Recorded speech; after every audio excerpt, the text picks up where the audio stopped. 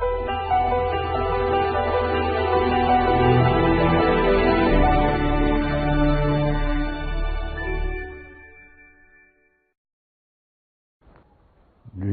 iç içe deformasyonlardan sıyrılması, başta teker teker bizim her birerlerimizin kendimiz olmasına, yeniden kendi formumuzu bulmamıza vabestedir. Biz olacağımız ana kadar başkalarının bir şey olmasını beklemek beyhudedir. Bir ümit, bir reca mülahazasıyla diyebilirim, o yola girildiği söylenebilir. Fakat henüz o mesele bir şey ifade edici mahiyetten noktalanmış değil. Daha hecelemedeyiz. Birinin dediği gibi, Mecnun'la aşk mektebinde beraberdik biz. Ben Kur'an'ı hatmettim, o ancak Velleyl suresine geldi. Yani ben ereceğime erdim, o ise Leyli, Leyli, Leyli deyip durdu diyerek Sebki Hindi gibi bir üslupla meseleyi ifade ediyor. İki mısraya sıkıştırmış bunu. Bütün dünyanın esasen yeniden şekillenmesi, inşirah verici bir hal alması, tam bir cennet koridoruna dönmesi, en azından büyük çoğunluk için ümit vaat edici esas bir oluşum bir yerde, imrendirici bir oluşum çok önemli. O da zannediyorum başka tarafta öyle imrendirici bir şey yok. Meseleyi aidiyet mülahazasına bağlayarak bu sizde var, bu harekette var, bu cemaat içinde var falan diyemem, iddia olur. Değildir de desem Cenab-ı Hakk'ın eltaf-ı subhaniyesine inkar olur. Var olan şeyler haza min fadli Rabbi, Rabbimin fazlından, kereminden, teveccühünden, iltifatındandır. Olacak şeyler de onun bu mevzuda ekstra inayetlerindendir. Olanlar, olacaklar için inandırıcı referanstır. İnanmalı bu yolda, evvela kendimiz adına bir yenilenme cehdi gayreti içinde olmalıyız. Kur'an-ı Kerim ya eyyühellezine amenu aminu, ey iman edenler diyor. Kafirun, münafıkun, facirun, fasikun değil. Ey iman edenler diyor. Hem de mazi kipiyle söylemek suretiyle esasen imanda sabit kadem olanlar, belli bir yönüyle onu vicdanlarında sürekli tazeleyip duranlar, delil peşinde koşturanlar, marifetleriyle kalplerine mızraplar indirenler, işlerini huşu ve haşyetle esasen harekete geçirenler, dimağların onun tesirini alarak pozitif düşüncelere, düşünce hayatlarını tercih ettirerek bir kere daha gelin iman edin diyor. Sahabi semadan gelen bu emre imtisalin gereği, onu doğru anlamanın gereği, bazen sokakta rastladığı kimseye "Teâlâ nü'min sa'aten" diyordu. Gel hele şöyle bir süre Allah'a yeniden iman edelim diyordu. Sahabi iman etmişlerdi. Hem bizim idrak ufkumuzu aşan şekilde iman etmişlerdi. Görüyor gibi iman etmişlerdi. Her tavır ve davranışlarından ihsan şuuru dökülüyordu. Kıvrım kıvrım idiler Allah karşısında. Allah Resulü sallallahu aleyhi ve sellem onlara örnekti. Ona göre şekilleniyorlardı. O ne yapıyor, ne ediyor, nasıl kıvranıyor, nasıl gözyaşı döküyor, nasıl başını yere koyuyor, secdede dakikalarca duruyor. Dolayısıyla onlar da ona benzeme, o yoldaydılar. Onun gibi olma, ona layık olma istikametinde sürekli bir kıvam koruma peşindeydiler. Allah'ın izni inayetiyle. Bu belli bir yere kadar sürdü. Bunu da yine o söz sultanı ifade buyuruyor. Gönül sultanı ifade buyuruyor, idrak sultanı ifade buyuruyor. Çağların, asırların en hayırlısı, en nuranisi, bir yönüyle insanlara en fazla tesir edeni, imrendirici olanı benim içinde bulunduğum çağdır buyuruyor, asırdır diyor. Ondan sonraki asır, tabi'in asrı, sahabeyi görenler, haleye müteveccih yaşayanlar, o bir kameri münirdi, bu tabiri Hazreti Piri Muhan da kullanıyor. Etrafındaki ışık halesi de sahabe-i kiramdı. Bir yönüyle bütün insanları da onlara teveccühe çağırıyordu. Eshab-ı kennücum diyordu. Benim sahabilerim yıldızlar gibidir. Güneşin etrafında veya büyük sistemlerin etrafında yüzüp gezen yıldızlar gibidir diyordu. Hele Raşid halifeler, hele Raşid halifeler. Bilhassa onlara imtisale kati bir emirle esas çağrıda bulunuyordu. Dolayısıyla terü taze, Müslümanlığı sağlam böyle temsil eden, halleriyle gösteren bir cemaatti. Ondan sonrakiler de o haleye müteveccih yaşadı, ona göre şekillendiler.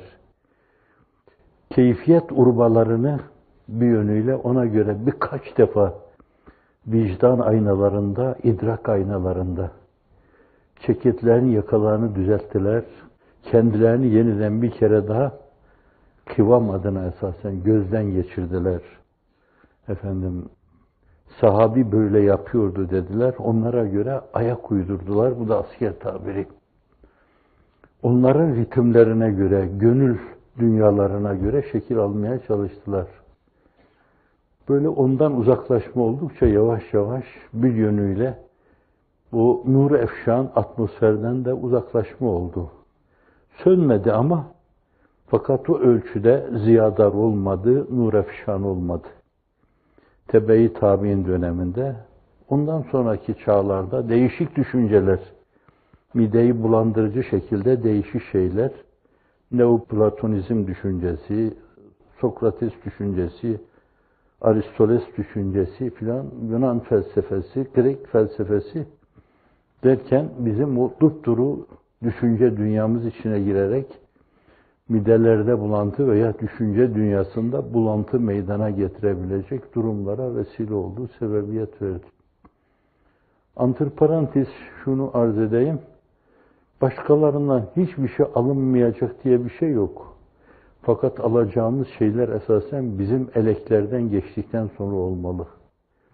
Bizim esas referans kaynaklarımıza bize aldıktan sonra geçmeli, olmalı, kabul edilmeli. Uyuyor mu bize, uymuyor mu bunlar? Üluhiyet telakkimizle telif edebiliyor muyuz? Nübüvvet telakkimizle telif edebiliyor muyuz? Esma, sıfatı, subhaniye, zat-ı vahd telakkilerimizle telif edebiliyor muyuz?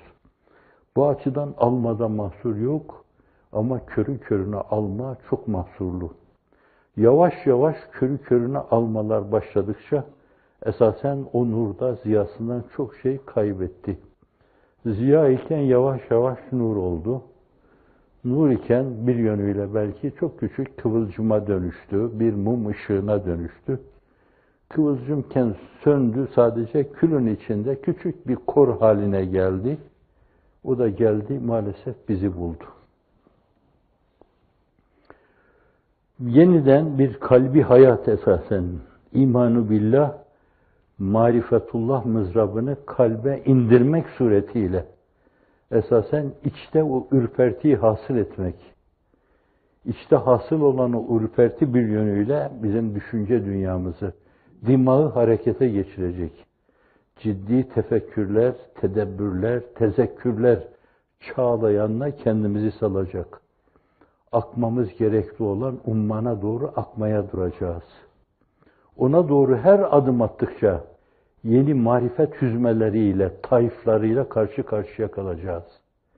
Olduğumuz yerde durursak, mevcutla iktifa edersek bu dun himmetliktir. Kurur kalırız.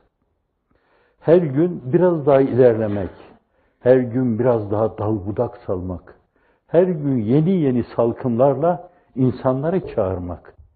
Dün gördükleri halde yarın bizi görmesinler. Çok yeni yeni şeyler olmalı bize ki insanlar ona koşsunlar.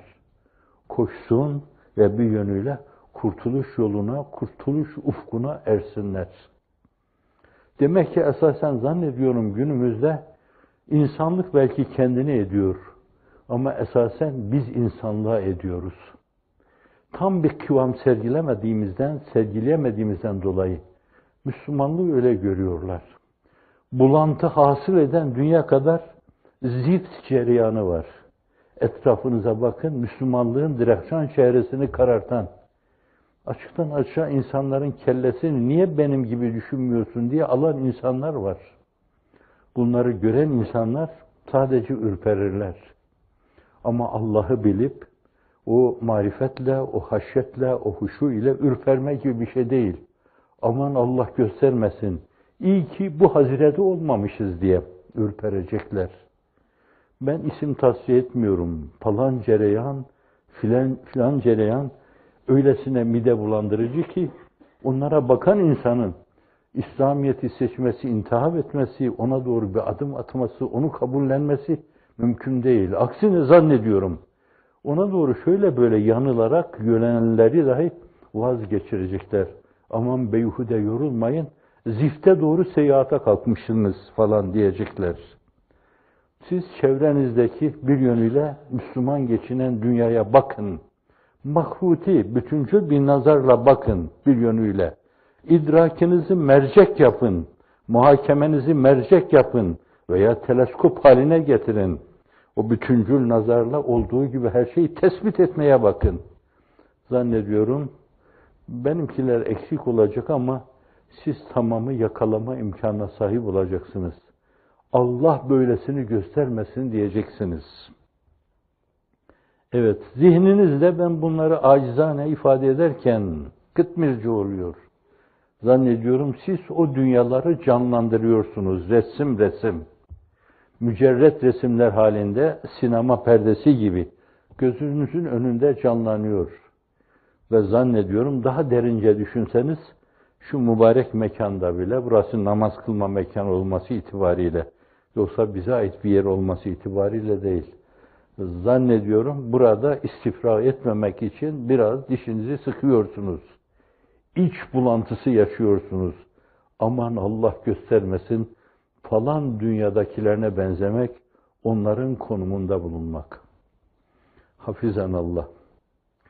Bu türlü kirli bir dünya, kendi tepeden tırnağa zift içinde bulunduğundan dolayı bir Türk atasözü vardır. Alemi nasıl bilirsin kendin gibi. Şayet sağda solda kendileri gibi düşünmeyenlere hep terör estirip duruyorlarsa hiç şaşırmayın size terörist demelerini. Çünkü sizde kendilerini görüyorlar. Bütün dünyada korkunç bir deformasyon yaşanıyor dedim. Esasen bu bir yönüyle bizim dünyamızın deformasyonuna bakarak böyle galiba bu böyle gidiyor hep. Hep böyle olmuş falan diyorlar. Onun için böyle toptan bir görüntü, öyle bir emri bil maruf nehy anil münker tavrıdır ki zannediyorum. Ferden ferda. Bu ümmetin en önemli vasfı odur yani. Kuntum hayre ümmetin uhricet linnas te'murune bil maruf ve tenhevne anil münker. Emri bil maruf nehy anil münkerle bir adam izaya getirme, yığın koyun sürülerinden daha hayırlıdır. Bunu Beyan Sultan ifade buyuruyor. Şimdi bir de toptan bir heyetin, bir cemaat-ı nuriyenin esasen, bir irşad ehlinin adeta koro halinde bir meseleyi seslendirmesi ve tavırlarıyla onu temsil edip ortaya koymaları, tavır sergisi yapmaları, bunu gördükleri zaman imrenecekler. Ve yeniden bu dünya yaşanır bir dünya haline geldi diyecekler. Galiba öbür tarafı da ancak böyle imar edebiliriz diyecekler, düşünecekler. Bugünün vahşete açık, değişik yollarla dünyasında bence dünya insanına böyle bir mülahazayı dünya insanında böyle bir mülahazayı oluşturmak, uyarmak çok önemli bir vazifedir. Efendim, toptan dünyaya, bence toptan bir hareketin esasen adeta bir koro sesiyle aynı şeyleri seslendirmesi gibi. O koroyu idare edenler gelmiş geçmişler ve aynı zamanda düsturları da bırakmışlar. Onları değerlendirdiğiniz zaman artık yeniden falanın filanın karşısına elinizdeki bir çubukla geçip efendim bu sabadır, bu rastır, bu uşaktır, bu hüzamdır, bu bilmem segahtır filan demeye lüzum yok. Denen şeyler denmiş esasen. Onlar tın tın bizim kalbimizin kulaklarında çınlıyor. Kalbimizin kulaklarında çınlıyor. Evet, el verir ki biz bize bizden yakın olanla münasebetlerimizi yeniden bir kere daha tesis ederek esasen kendi uzaklığımızı aşıp ona yakın olalım. Zulmet-i hicranla bidar olmuşum ya Rab medet. İntizar-ı subhu didar olmuşum ya Rab medet. Niyazi Mısri'ye ait. Bir gönül insanı. Hani her mürşide el vermek yolunu sarpa uğratır. Mürşidi kamil olanın gayet yolu asan imiş. Şimdi insanlık hangi mürşide el versin ki yolunu sarpa uğratmasın? Evet. Öyle bir mürşid olmak istemez misiniz? Şimdi bazı makruti bakanlar bütüncül bir nazarla insanlığı temaşaya alanlar, mercek altına alanlar. Bir yönüyle bu hareketin kıpırdanışlarında dünya adına bir kısım ümit hecelemelerine giriyorlar. Galiba insanlık için esas vaat edilecek şeyleri bunlar vaat edecek. Yoksa her yerde öldürücü, kahredici silahlar yapılıyor. Biri diğerini öldürmek suretiyle onun yerine konmak istiyor. Esasen sulh esintileriyle, bir yönüyle sulh meltemleriyle gönüllerde inşirah hasıl edecek ve insanların kucaklaşmasını, birbiriyle kucaklaşmasını, sarmaş dolaş olmasını, muanekalarla esasen işlerdeki kini, nefreti atmalarını zannediyorum. Bunlar işte o Türkçe olimpiyatlarıyla, dünyanın değişik yerlerinde açtıkları okullarıyla belli ölçüde esasen tecrübe mahiyetinde sergilediler. Demek ki az daha dişlerini sıksalar hakikaten ümit bahş olacaklar. Bence dünyanın yaşanır bir dünya haline gelmesi adına da esasen rehberlik yapacaklar. Evet, dünya bunu intizar ediyorsa bence onları inkisara uğratmamak, düşüncelerinde, hülyalarında bence yalancı çıkarmamak, hem zızıkzaklarımızla bence aynı zamanda başkalarını yanlış yollara sevk etmemek için bugüne kadar yürüdüğümüz yolda biraz daha atımızı mahmuzlayarak veya vites değiştirerek daha hızlı, daha temkinli yürümek suretiyle aman şu davranışlarımız şu şekilde yorumlanır, celbedelim derken kaçırmış oluruz mülahazasıyla daha temkinli yaşamak. Temkin, antiparantez, tasavvufta en son mertebedir. Daha temkinli davranarak hem Allah'a karşı münasebetlerimizde hem insanlara karşı münasebetlerimizde başkalarını şaşırtacak, yanlış şeylere sevk edecek tavır ve davranışlardan, yılandan, çıyandan kaçıyor gibi. Hazreti Ruhu Seyyidül Enam selasun men kunne fi vecede halavetel iman en yekun Allah ve Resulü ahabbe ileyhi mimma sivahuma ve en yuhibbel mere la yuhibbu lillah ve en yekre en yaude fil küfri kema yekre en yugdefe finnâr buyuruyor. Üç şey vardır ki selasun men kunne fi vecede halavetel iman. İmanın tadını tatmış bir yönüyle her şeyin üstünde esasen iman etmek. İmanını marifetle taşlandırmak. Marifete dayanmayan bir iman her zaman sarsıntıyla devrilebilir. Günümüzde bir kısım gaile, bela, mesaip ve mesavi ile sarsılan insanların durumu bir taraftan وَلِيُمَحِسَ اللّٰهُ الَّذِينَ آمَنُوا وَيَمْحَقَ الْكَافِرِينَ tortu, posa, has altından, gümüşten ayrıldığı gibi bir ayrılma oldu. Fakat bir taraftan da nerede duruyorlarmış, ne ölçüde sağlam duruyorlarmış, Devrilen insan tavırlarıyla bunu gösterdiler. Demek ki çok ciddi meselelere karşı bunlar yürüyecek tipte, karakterde, esasen kıvamda insanlar değillermiş. İnsanlığın iftihar tablosunun aslında bulunsalardı, Bedir'de fiyasko yaparlardı. Uhud'da ayrı bir falsoyla Resulullah'ın karşısına çıkarlardı. Hendek'te de ayrı bir oyunda o işten sıyrılmaya çalışırlardı. Münafıkların Abdullah İbni Übey İbni Selul'ün yaptığı gibi. O bir taneydi. Etrafında da bir sürü ahmak vardı. Şimdi dünyada, İslam dünyasında o kadar çok Abdullah İbni Übey İbni Selul var ki enflasyonu yaşanıyor bunların. Evet. Selâsün men kunne fî vecede halâvetel iman en yekûnallâh ve Resûlü habbe ileyhim mimâ sivâhumâ. Allah'a iman, sonra imanı marifetle taşlandırma, marifetin muhabbete kanatlanmasını sağlama, Allah sevgisine. Allah sevgisini esas aşku, iştiyaku, likaullah ile taçlandırma. Tasavvufta bunun üzerinde duruluyor da esas kütüb-ü fıkhiyede, ahlak kitaplarında çok durulmuyor bunun üzerinde. Sonra bunun hasıl ettiği bir zevk-i ruhani, Hazreti Pir-i Mugan ona temas ediyor. İmanı billah, marifetullah, muhabbetullah, zevk-i ruhani diyor. Fakat mülahazayı kıtmiriye, diyorum ki esas zevk-i ruhani mevzu bu. Allah'a karşı yaptığımız şeyler adına yine bir beklenti olduğundan dolayı beklemeden kendi kendine geliyorsa haza min fadli Rabbi. Bu Rabbimizin bize bir fazlı, bir ihsanı, bir teveccüh, bir inayeti, bir riayeti, bir kilati, bir bakması. Allah öyle bir muameleden bizi mahrum etmesin. Öyle muamele buyursun her zaman. İmanu billah, marifetullah, muhabbetullah, zevk-i ruhani, aşk-ı iştiyaku likaullah. Allah'ı her şeyin üstünde, peygamberi her şeyin üstünde sevme. Bir örnek, daha önceki dağınık, derbeder sohbetlerde ifade edildiği gibi.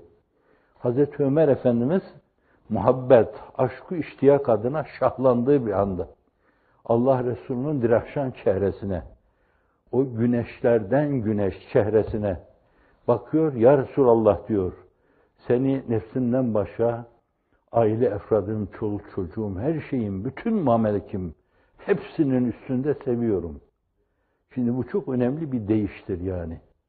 Bu öyle bir namedir ki zannediyorum, biz hakikaten ondaki o inceliği, o derinliği, o bayıltıcılığı, bir ney sesiyle olan o bayıltıcılığı duyduğumuz zaman Mevlana'nın adamları gibi semaya kalkar, pervane dönmeye başlardık. Fakat Allah Resulü sallallahu aleyhi ve sellem onun beklediği cevabı vermiyor. Beni kendi nefsinden de fazla sevmedikçe iman etmiş olamazsın. Onda da öyle bir alıcılık var ki, almacı 1000 yerden gelen şeyi, sinyalleri birden alabilecek, anında çözebilecek. Öyle bir deşifre subayı gibi anında çözebilecek bir kabiliyeti var. Amudi yükselme, dikey yükselme kabiliyetin sahip. Anında diyor ki, ya Resulallah diyor, şu anda seni nefsinden de artık seviyorum diyor. 1 milyonda bir hilaf-ı vakı beyan olduğuna ihtimal vermiyorum ben bunu. O Ömer. Cenab-ı Hak o duygu, o düşünceyle serfiraz kılsın herkesi. En yekûn Allah ve Resulü habbe ileyhim masivahuma. Şimdi bir kere esas bu donanımla insan donanınca, bakın ondan sonra yapacağı şeylerde istikamet. Ve en yuhibbel mer'e la yuhibbuhu illa lillah. Bu defa başkalarını seviyorsa, münasebete geçiyorsa, sarmaş dolaş oluyorsa, muanekada bulunuyorsa, Allah'a karşı münasebet yerleri itibariyle, konumları itibariyle bu da bir yönüyle Allah için onları sevecek. Neden bu kadar meseleyi uzattım? Yani birileri sizinle beraber aynı safı paylaşıyorsa, Kabe'nin etrafında meleği âlânın sakinleri gibi halka haline geliyorsa, hep aynı duygu, aynı düşünceyi orada terennüm ediyorsa şayet, senin sevgi dünyanda onların yeri başkadır. Saffı evveli teşkil ediyor. Birileri şöyle böyle düşe kalka geliyorlarsa ikinci safta yerlerini alıyorlar. Birileri oturmuş bakalım hele bunlar ne zaman rükûa varacak diye esas o güzel tabloyu temaşa ediyorlarsa ve içlerinde bir imrenme duygusu varsa bir de onlara karşı esas. Onlara karşı da onlar kadar bir sevgi, bir alaka esasen. Birileri de bunlarla uzun yol alınabilir. Bunlarla bir gelecek imar edilebilir. Şu deformasyon giderilebilir. Mülahazasıyla bakıyor, taklit ediyor, imreniyorsa bir de onlara karşı bir alaka. Derece derece herkese karşı bir alaka gösterme. Çünkü bahsettiğim hususların hepsi bir yönüyle bazıları tamamiyet içinde, bazıları yarımlık çerçevesinde, yarım olma çerçevesinde, bazıları 1/3 olma çerçevesinde, bazıları 1/4 olma çerçevesinde, bazıları 5/1 olma çerçevesinde o halka, o dairevi halkaya esasen dahil oluyor. Ve en yuhibbel mer'e la yuhibbuhu illa lillah. Allah'tan ötürü sevmek. İnsan Allah'ın güzide bir sanatı olduğundan dolayı, ahseni takvime mazhar olduğundan dolayı, mirat-ı mücella olduğundan dolayı, İnnallâhe halaka Adem ala suretir Rahman. Hazreti Pir'in izahı içinde. Bunu bir tabi'in nakledince Yahya İbn Saidül Kattan hadisteki münakkittir esasen. Böyle sizin sağlam gördüğünüz hadislerde bile çok küçük bir bit yeniği varsa şayet onu yerden yere vurur. Dolayısıyla bunu rivayet eden o tabiini yerden yere vuruyor. Mecruh o insan diyor. Fakat Hazreti Pir'in bu hadisi şerifi ifadesi var. Ben de diyorum ki Yahya ibn Saidül Kattan canım ona kurban olsun çünkü çok seviyorum onu da. Ona kurban olsun. Hazreti Pir-i Mugan Şem-i Ziya-i Himmet'in o mevzudaki beyanını görseydi o zatı tabiinden o zatı böyle tenkit etmeyecekti. İnna Allah halaka Adem ve la suretir Rahman.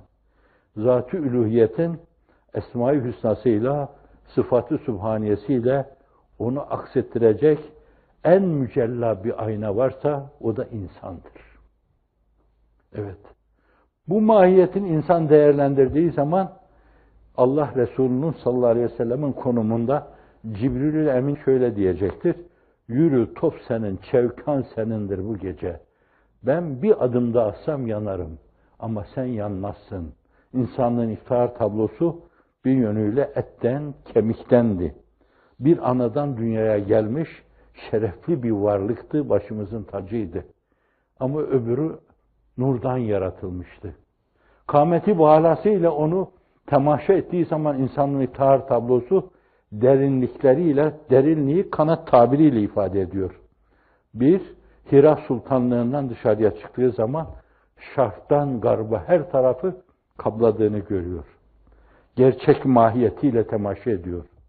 Öyle ki ucu bucağı görünmüyor. Öyle bir derinlikte bir varlık.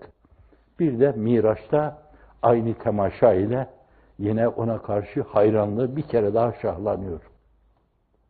Ama insanlığın iftihar tablosu Miraç'ta onun önüne geçiyor.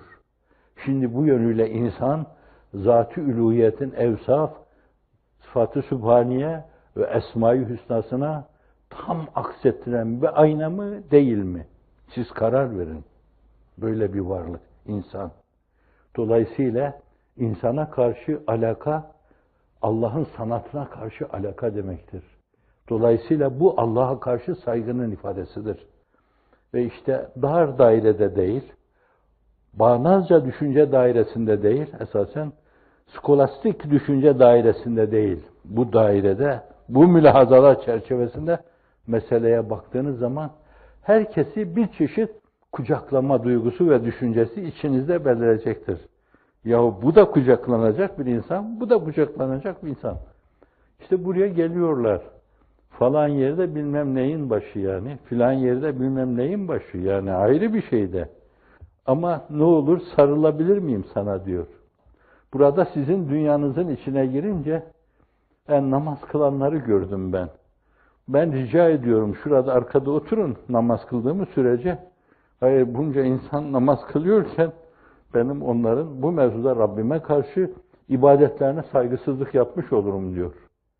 Düşe kalka namaz kılıyor, hiç kılmamış, namaz kılmamış. Rabbimize karşı o kendine göre ubudiyetini çok farklı formatta esasen ortaya koymuş. Ama rükûa giderken ileri geri gidiyor, secdeden kalkarken ileri geriye gidiyor, sendeliyor bazen. Fakat size bir yönüyle yaptığınız Allah'a karşı o ibadette, o ubudiyette, o ubudette keşke meseleyi ubudet şeklinde Cenab-ı Hakk'a karşı sunabilsek. Gönüller fetholacak. Evet. Şimdi bu insanlar size sarılmak istiyorlar. Bence ilahi ahlak olarak size bir adım gelene siz 10 adım gitmelisiniz. Size 10 adım geliyorsa birisi 100 adımla ona yaklaşmalısınız. Kucaklamalısınız onu. Ve en yuhibbel mer'e la yuhibbu illa mer diyor. İnsan diyor. Anlıyor musunuz yani? Tabii en başta ilk safı teşkil edenler, ikinci safı teşkil edenler, üçüncü safı teşkil edenler, 100. safı teşkil edenler, herkesin böyle bir kucaklamadan çok farklı seviyede, farklı derinlikte, farklı bir şivede esasen bir keyfiyeti vardır, bir hususiyeti vardır. Cenab-ı Hak o mevzuda yanıltmadan o hususiyetlere göre hareket etmeye muvaffak eylesin bizleri. Şu dünyevi gibi görünen Türkçe olimpiyatlarda sizin o güzide arkadaşlarınız bunları yapmaya muvaffak olmuşlardı. O olimpiyatları ben sadece televizyon ekranında seyrettim. Ve hakikaten ben o meselelerin bir yönüyle bıraktığı uçlarda geleceğin insanın içtihadıyla esasen bütün gönüllerin fethedilebileceği inancına vardım yani. Orada o siyah insan bembeyaz insana sarılıp ağlarken, ayrılışları ağlamayla taşlandırırken ben de oturduğum yerde saldım gözlerimi, gözyaşlarımı, ben de onlarla beraber ağlamaya durdum. Ümit bahşeden bir keyfiyetti. Devam ettirilmesi lazım. Oyun, eğlence dememeli bu meseleye. İnsanlığı kaynaştırma demektir bu bir yönüyle. Ama her dünyanın kendine göre kültür değerleri var. Siz onların kültür değerlerine saygılı olmazsanız, onlar da size saygılı olmazlar. Sizin alemden beklediğiniz şey, alemin de aynı ile sizden beklediği şeydir. Verin beklediklerini ki bulasınız beklediğinizi. Ve en yuhibbel mer'e la yuhibbuhu illa lillah. Ve en yekre en yaude fil küfri ba'de iz engazahullah. Hadis-i şerif bazı yerlerde ve en yekre en yaude fil küfri kema yekre en yaude fil nar diyor. Müslim-i Şerif bu ilaveyi yapıyor. Ve en yekre en yaude fil küfri ba'de iz engazahullah. Allah onu küfürden çekip çıkardıktan sonra yeniden küfre dönmeyi, nauzubillah, Allah'ı inkar etmeyi, ilhada düşmeyi, ateizm demeyi, deizm demeyi, pozitivizm demeyi, naturalizm demeyi, bilmem ne demeyi filan, esas bütün bunları cehenneme düşüyor gibi, bir bataklığa, zift bataklığına düşüyor gibi kerih görmedikten sonra imanın tadını tatmış olmaz. Evet. Konumunuzu bununla değerlendirdiğiniz zaman çok iyi bir yerde durduğunuzu veya o çok iyi yere doğru adım adım yürüdüğünüzü zannediyorum hissedeceksiniz. Ve birilerinin de hiç farkına varmadan iyilik yapıyorum adına gayyalara doğru yürüdüğünü ürpertiyle temaşa edecek ve Allah göstermesin diyeceksiniz zannediyorum. Gamı tasayı bırak, iraden canlı ise esasen, irade çok önemli, Cenab-ı Hakk'ın insana verdiği bir şeydir.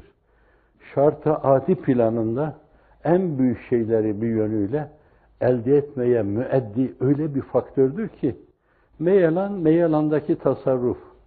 Fakat cenneti peyleyebiliyorsunuz bununla. Dünyanın binlerce sene hayatı, bir saatine, bir dakikasına mukabil gelmeyen şey, ya bu nasıl şey? Tenasübilliyet prensibi. Yani fizikteki kozalite mülahazası. Allah Allah. Bu minnacık iradeyle cennet peyleniyor. Öyle değil mi yani? İnne Allah iştera minel mü'minin emsevem var benim. Sen nesin ki yahu cenneti? Efendim ebedi cenneti haline peyliyorsun. Öyle bir şey yani. İrade böyle bir şey. Allah'ın insana en büyük armağanıdır. Kendi iradesinin gölgesi of. Nasıl Hazreti Pir, insanın vücudu, onun vücudunun gölgesinin 3 nokta daha koyacaksınız. Namütenahi gölgesi. Namütenahi gölgesi. İraden canlı ise, ümit kaynağı olabilirsen herkese bence. Şimdi ümitli olmak bir yönüyle yese düşmemek çok önemlidir. Yaşayanlar hep ümitle yaşar. Meyus olan ruhunu, vicdanını bağlar. Davransana ey dipdiri meyit, iki el bir baş içindir. Elde senin, başta senindir. Kurtarmaya azmin ne için böyle süreksiz? Sen mi yoksa ümidin mi yüreksiz? Yıkılımlar karşısında, deformasyonlar karşısında vicdan azabı çeken milli şairimizin esasen bizim için rehber diyebileceğimiz mübarek beyanlarından. Yaşayanlar hep ümitle yaşar, meyus olan ruhunu, vicdanını bağlar. Bence Hazreti Pir de bu sese, bu soluğa farklı şekilde bir name katar. Yeis mani her kemaldir der. İlle de bir ufku yakalamak istiyor, zirveleşmek istiyorsanız bence ümitle yürümeniz lazım. Ümit çok önemlidir. Bu bir mesele yani ümitli olmak. Fakat böyle kritik dönemlerde esasen insan hiçbir şey yokmuş gibi davranmak suretiyle, böyle dipdiri bir canlılık sergilemek suretiyle ya Cenab-ı Hak farklı bir konuma itti bizi. Demek ki Murad-ı Sübhanesi farklı bir konumda bu meseleyi götürmekmiş. Niye saçtı bizi dünyanın dört bir yanına tohumlar gibi? Dar dairedeydi. Sadece kendi ülkenizdeydi. İslam dünyası bile yahu din bizde başladı. Dinin dili bizim dilimiz. Bunlar ne oluyor ki yani Orta Asya'dan geldiler. Arapçada kemküm ediyorlar. Dini de başkalarında dilencilikle dilendiler. Bunlar ne oluyor ki onlar böyle bakıyorlardı filan. Şimdi dar bir dairede esasen yapılan işler Allah Celle Celaluhu alem şumul bir dava Anadolu dar dairesine münhasır kalmamalı. Bu insanlığın iftihar tablosunun gösterdiği ufka ulaşmalı. Benim namım güneşin doğup battığı her yere gidecektir. Şimdi şu anda siz dünyanın dört bir yanına güneşin doğup battığı her yere saçıldınız mı, saçılmadınız mı? Düştüğünüz yerlerde birer tohum gibi toprağın kuvve-i imbatiyesine emanet. Toprakta çürüyecek misiniz, çürümeyecek misiniz? Helal olsun. Ama bir tohum olarak toprağın bağrında çürüyecek ama bir başak mı, iki başak mı, üç başak mı? Niyetlerdeki hulusa göre, samimiyete göre, ihsan şuuruna göre bazen 10 başak bile bir tohumdan çıkabilir. Bir de her başakta 10 tane varsa birken 100 olacaksınız. Evet, Murad-ı Sübhani buysa bence esas hiç kimse yese düşmemeli. Bir taraftan arındırıyor bizi o ızdırapla. Huzuruna gidersek şayet arınmış olarak gidelim. Diğer taraftan da çok daha ulvi, gayeyi hayallerle şayet bizi farklı hizmet yollarına sevk ediyor. Öyleyse bize düşen şey de o Murad-ı Sübhani'nin hakkını vererek, madem bizi tohum gibi saçtı, bizler de tohum gibi başa yürüyelim. Madem bizi fideler gibi dünyanın değişik yerlerine dikti, biz de oralarda söğüt olmaya bakalım. Kayı boyu geldi bir tohum gibi daracık bir yerde bir söğüt oldu, ser çekti. Dünyanın dört bir yanına yayıldı. Devletler muvazenesinde muvazene unsuru haline geldi. Ve insanlık o sayede bir yönüyle insanlığını idrak etti. Ve diyoruz ki, tut elimizden Allah'ım, tut ki edemeyiz sensiz. Vesselam.